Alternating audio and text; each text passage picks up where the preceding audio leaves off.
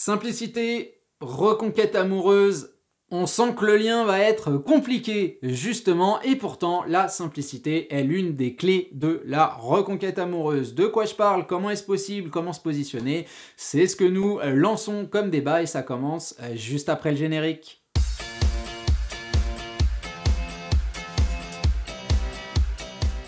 Salut à vous, c'est Jean-Baptiste de jbmarcy.com, ravi de vous retrouver aujourd'hui pour, bien évidemment, comme tous les jeudis à 17 h, continuer nos réflexions autour de votre reconquête amoureuse. J'aurais aimé vous recevoir à l'extérieur, c'est toujours plus sympa. Malheureusement, tempête de neige au programme aujourd'hui, on continue dans le bureau et aujourd'hui on se focalise sur une des grandes nécessités, j'ai même envie de dire une des clés de la reconquête amoureuse, une clé qui est paradoxale parce que c'est pas vraiment la première qui nous vient en tête, cette idée de simplicité, parce que oui, la simplification de vos réflexions, de vos sentiments, des choses à mettre en place, des réactions de votre ex va finalement nous amener à créer du naturel et c'est bien ce dont nous avons besoin dans une reconquête amoureuse. Le gros hic, le plus gros des soucis, c'est bien évidemment l'idée même de ce que représente une rupture amoureuse. Si on relie le vocabulaire de la reconquête amoureuse et de la rupture d'ailleurs, à l'idée de deuil, c'est qu'il y a une raison, nous sommes dans une constatation traumatisante de la fin de quelque chose.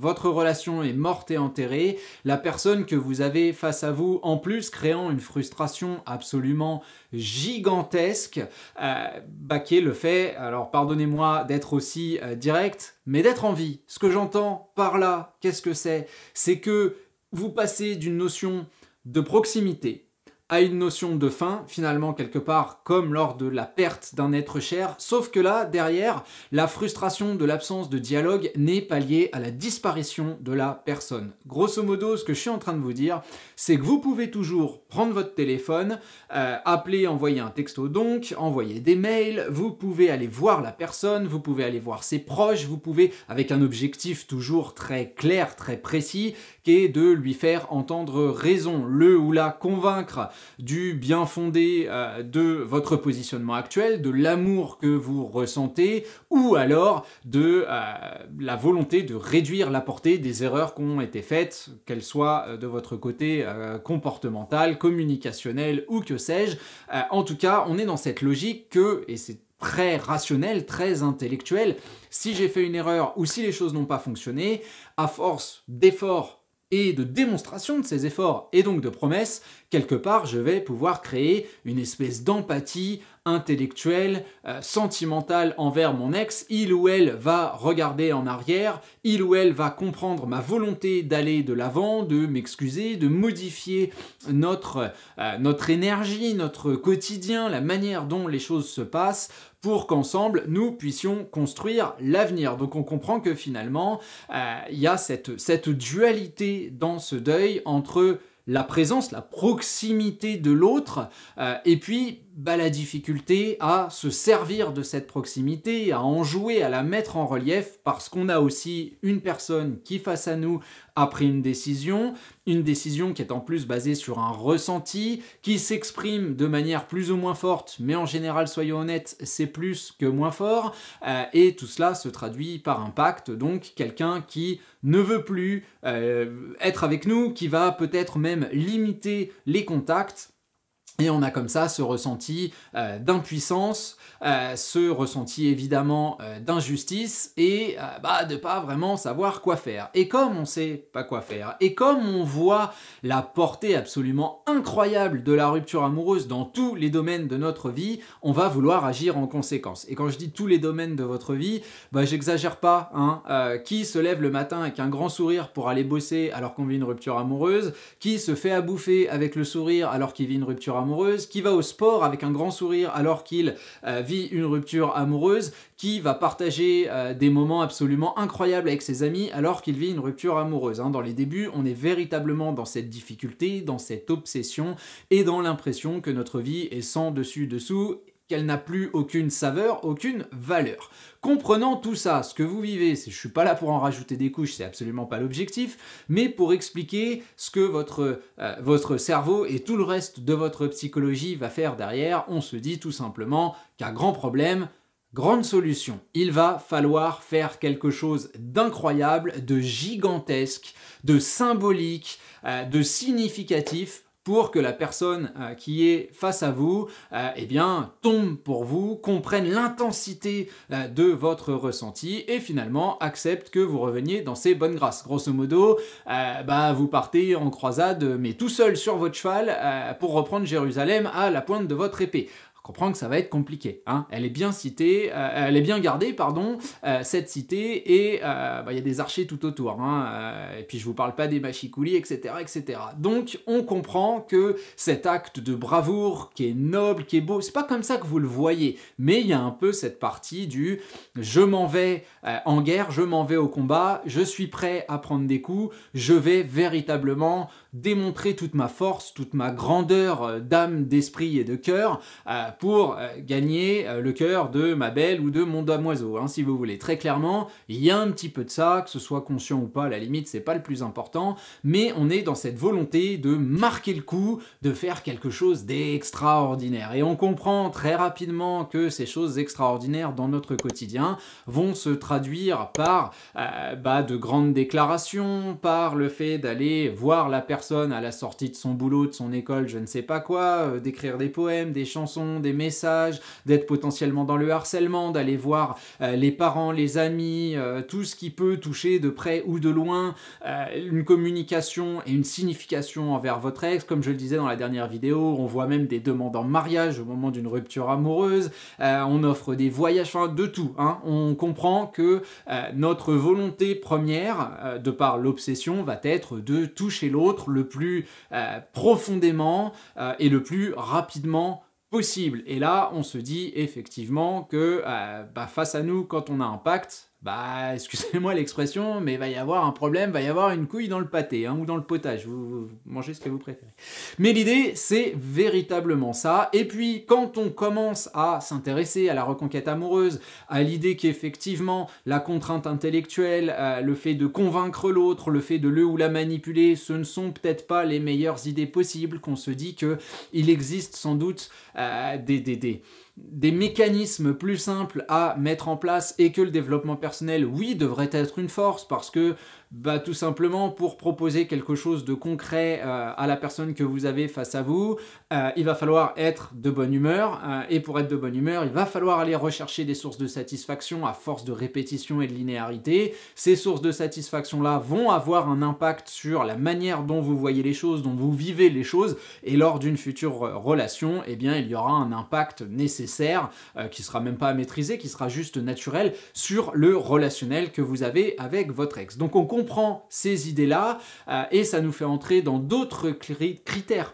de réflexion qui sont pas dramatiques mais qui sont malgré tout présents, que je vois absolument tous les jours et dont j'essaye de nous départir. Et ces critères de réflexion, c'est plutôt de la légère stratégie, à savoir quand j'envoie mes messages, qu'est-ce que j'envoie comme message, est-ce que si j'ai un comportement plus ou moins réceptif, je dois changer mon fusil d'épaule. Cette phrase-là, est-ce que je dois changer mon fusil d'épaule? Je l'entends un jour sur deux très clairement. Bref, on est dans le « et si, oui mais ». Et je peux vous assurer, c'est pas comique, mais ça peut faire esquisser un sourire malgré tout, que des mails qui commencent par « et si, oui mais » par jour, j'en ai un énorme paquet. Comme quoi, on a toujours cette remise en cause de la simplicité parce qu'on ne la voit pas assez dramatique finalement. On ne la voit pas assez importante pour remettre en cause la décision de la personne qu'on a face à nous. Quand je parle de simplicité, je parle d'une communication qui effectivement est environnementale, basée sur ce qui se trame, ce qui se passe devant nous, qui ne va pas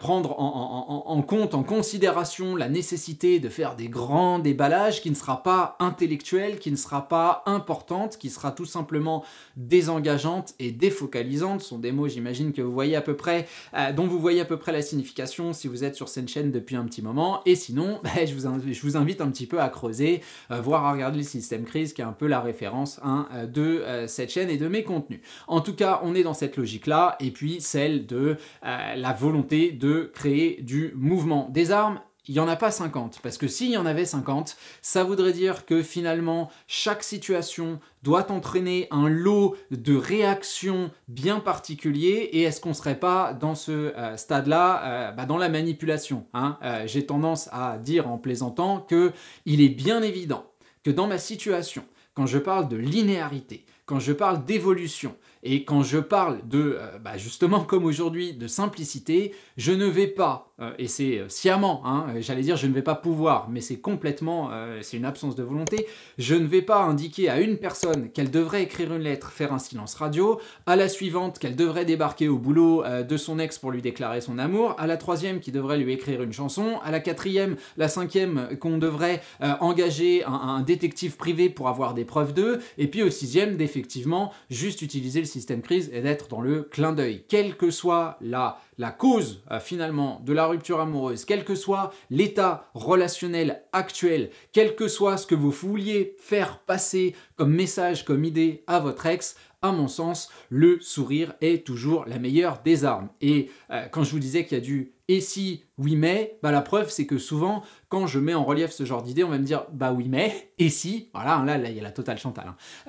Si mon ex est agressive, si elle ne me répond pas, si ceci, si cela, je me dis que c'est exactement la même situation. D'ailleurs, c'est une situation dans laquelle je suis en permanence. Pourquoi ? Parce que mettant des contenus sur une plateforme comme YouTube, vous avez qu'à regarder dans les commentaires en dessous, il arrive de se faire cartonner, se faire, alors j'allais dire agresser, bon ça va, hein, j'habite loin, ma santé, mon intégrité physique n'est pas mise en danger, mais on voit quand même des comportements qui relèvent véritablement de l'agressivité, ce qui peut paraître extrêmement étonnant, parce que, bien évidemment, si derrière, j'ai une société, évidemment, je bouffe grâce aux gens qui viennent me payer pour analyser leur situation et que je produis des contenus qui sont également payants, il y a quand même des centaines d'heures, voire peut-être des milliers, que je passe de manière bénévole pour vous aider, et il est bien évident que tous les gens qui regardent les vidéos ne me payent pas. Donc on est quand même dans l'idée de vous tendre la main, et puis plus, effectivement, si affinité, si vous le voulez. Et quand on se retrouve dans cette position-là, on voit quand même des gens qui nous insultent, et je me dis que je gagnerais pas grand-chose à réagir dans l'insulte. Alors ça m'énerve, ça m'arrive, pardon, petit lapsus complètement révélateur, hein, je dois l'avouer.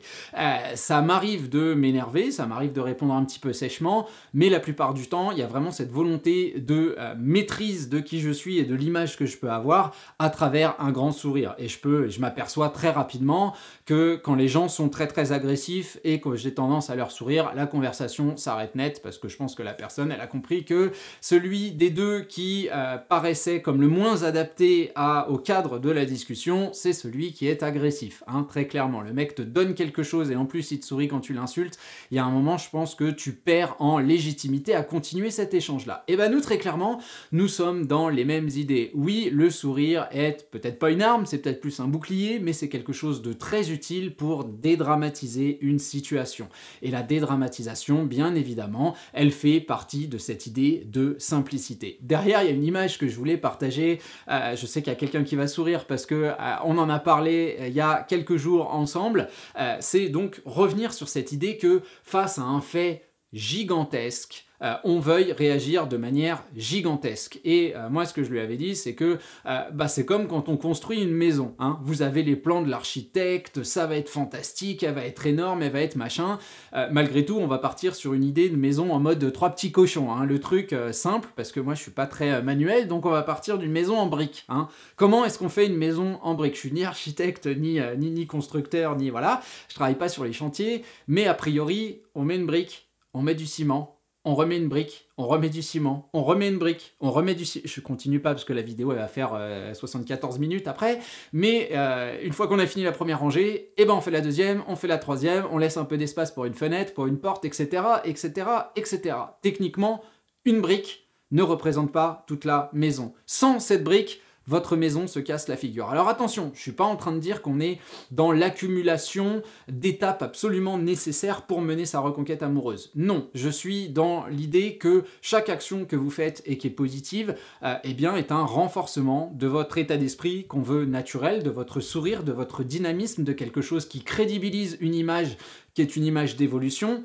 Pour crédibiliser une image qui est faite d'évolution, il faut aussi qu'il y ait une évolution de votre côté, à travers, comme je vous le disais tout à l'heure, le développement personnel, la volonté d'aller sur le terrain, de retrouver son sourire, de s'activer, et ça on comprend que ça va être dans le temps, et on comprend donc que brique par brique, on construit une maison. Mais une seule brique, bien évidemment, à vos yeux, ça peut absolument ne rien représenter. Pour autant, on comprend son importance lorsqu'on voit la construction finale. Eh bien, on est véritablement dans cette idée. Pour construire cette maison-là, on n'a pas besoin de trouver un matériel qui soit alternatif à la brique. En tout cas, pas pour notre maison à nous. Si vous préférez l'architecture suédoise, on prend les planches de bois. Ici, nous, nos maisons, elles sont faites en bois. Donc, on a véritablement cette idée qu'on a un matériel simple.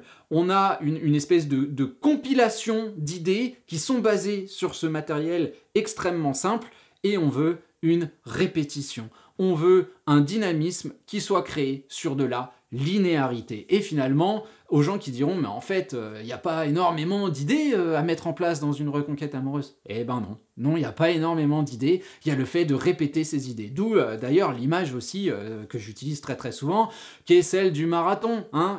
Qu'est-ce que c'est que courir? C'est quand même mettre un pied devant l'autre de manière un peu plus rapide que si tu marchais et un peu moins rapide que si tu tapais un sprint.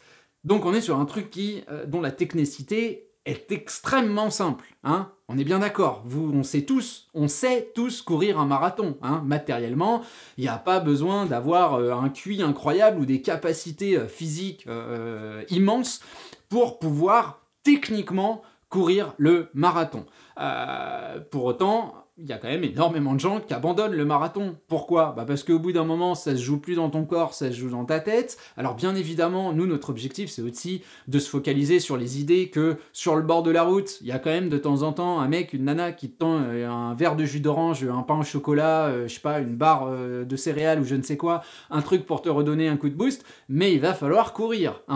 Et la course, même si elle n'est pas compliquée, eh bien, c'est exactement ça. Elle le devient parce qu'il y a la notion de répétition, parce qu'il y a la notion de tenir le cap, parce qu'il y a la notion d'effort, mais encore une fois, l'idée matérielle n'est absolument pas difficile à mettre en place. Oui, elle prend du temps, et quand tu arrives au kilomètre 20, t'es rincé, t'en peux plus, t'es mort, et puis tu sais que tu rattraperas jamais les spécialistes qui sont déjà partis, là je parle uniquement pour le marathon, pas pour la reconquête amoureuse, et tu sais qu'il t'en reste 22 des kilomètres, parce que ouais, c'est 42 bornes un marathon, c'est la référence historique est, j'imagine, bien connue, mais en tout cas, on est dans cette idée que tu viens de faire des efforts incroyables, ça a duré un paquet de temps, et faut continuer. Et ça a l'air peut-être injuste, ça a l'air peut-être extrêmement rébarbatif. Oui, c'est ça, à mon sens, une reconquête amoureuse. C'est surtout pas se mettre à genoux et lui chanter une sérénade en espérant que ça va la toucher. Pourquoi? Parce que dans tout ça, on est quand même dans l'idée de pression, on est dans l'idée de remettre en cause son positionnement, son idée. Et il y a beaucoup de gens qui me disent, au cours de ces réflexions, bah ouais, mais moi, mon ex, elle changera pas d'avis, elle pense ceci de moi, elle pense cela de moi. Mais la moins bonne idée pour faire changer d'avis quelqu'un, c'est d'essayer de le convaincre. Surtout que là, on parle de quelque chose qui vous touche directement. On ne parle pas de changer d'opinion sur le fonctionnement de la turbine Tesla, si vous voulez. On n'est pas dans la démonstration qu'un schéma technique peut être, je sais pas moi, ne pas correspondre à l'idée que votre ex a de ce schéma technique. Non! Là, on n'est pas dans des discussions matérielles, on est sur une impression, sur un sentiment, sur de l'amour, si vous voulez. Donc forcément, c'est pas une démonstration qui va amener ça. Et puis derrière, ce qu'il faut se demander, c'est que quand on refuse cette simplicité, ou quand on se dit qu'il faut adapter son comportement à chaque revirement de situation, à chaque parole, à chaque acte de son ex, analysons les comportements qui en découlent. Qu'est-ce que c'est? C'est du questionnement, c'est de la verbalisation, c'est de la remise en cause donc de la décision, c'est de la manipulation parce que vous allez être allé demander à gauche, à droite des informations. Finalement, c'est un non-respect de l'intelligence de l'autre, entendu comme une capacité à prendre une décision, à la tenir et donc à s'adapter à cette nouvelle réalité. Quand vous êtes dans tout ça, quand vous êtes dans la recherche absolue de réactivité immédiate et de faire le truc qui va la mettre à genoux, le ou la, hein, on s'en fiche, mais le ou la faire tomber de cheval, le ou la se réaliser que, bah, je pense que vous regardez un petit peu trop M6, quoi. Dans la réalité des faits, ce n'est pas comme ça que l'amour fonctionne, ce n'est pas par démonstration, c'est par expérience commune de simplicité. D'ailleurs, la simplicité, parlons-en, c'est un peu le thème de la vidéo, mais est-ce que ce serait pas aussi une des définitions, voire, je sais pas, de sous-catégories de l'amour. Quand on définit le couple idéal, votre couple idéal, peut-être celui que vous aviez avec votre ex, peut-être celui que vous voulez avoir avec votre ex, ce qu'on imagine, qu'est-ce que c'est? C'est du dynamisme, c'est du naturel, c'est du mouvement, c'est de la proximité, bien sûr, tout ça n'est absolument pas remis en cause, mais c'est aussi de la simplicité. C'est pas quelqu'un envers qui on va revenir tous les soirs et puis qui va nous prendre la tête. C'est pas quelqu'un avec qui on va se disputer. C'est pas quelqu'un avec qui on va avoir des explications de texte incroyables. D'ailleurs, énormément de gens me décrivent leur relation amoureuse pour me montrer la force de cette relation en me disant, ce que j'ai personnellement aussi vécu avec ma femme et que je vis toujours avec ma femme, que très souvent on peut se regarder droit dans les yeux et puis on se comprend, on n'a pas besoin de mots. Donc on comprend bien que ça, c'est quand même la définition pure et pure et dure de la simplicité. On n'a pas besoin d'explication de texte.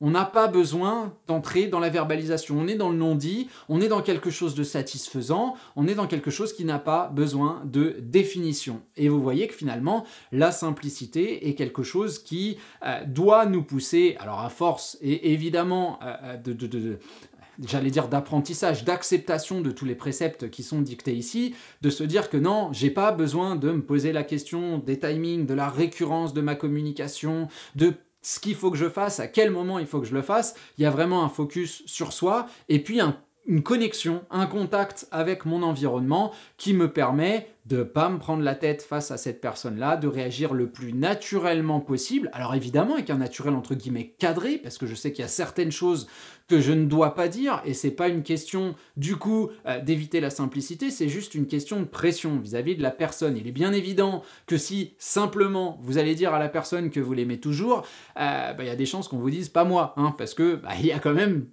tout le processus de la rupture amoureuse qui est présent. Évidemment, quand je dis simplicité, c'est juste qu'on n'a pas besoin de présenter un lot d'actions, de réactions, de comportements ou d'intellectualisation qui soit gigantesque. Non, on veut de la facilité. On veut quelque chose qui soit accessible pour vous, pour votre ex, et que dans toute cette boule d'énergie, dans la communication, les sorties, etc., on n'ait pas tout le temps besoin de se demander l'idée qui vous motive à, qu'on n'ait pas tout le temps besoin de se questionner sur vos motifs, qu'on n'ait pas tout le temps l'impression que vous êtes dans la fomentation en mode Burns, quoi, tu vois, Monsieur Burns dans les Simpsons, tu vois, ou Gargamel dans les Schtroumpfs, enfin, tu vois l'idée, quoi. On n'est pas dans cette volonté, on ne doit pas être dans cette volonté de fomenter son petit plan à moitié accroupi dans le coin. On veut quelque chose qui finalement amène à se poser excessivement peu de questions. Et forcément, la réponse à ça,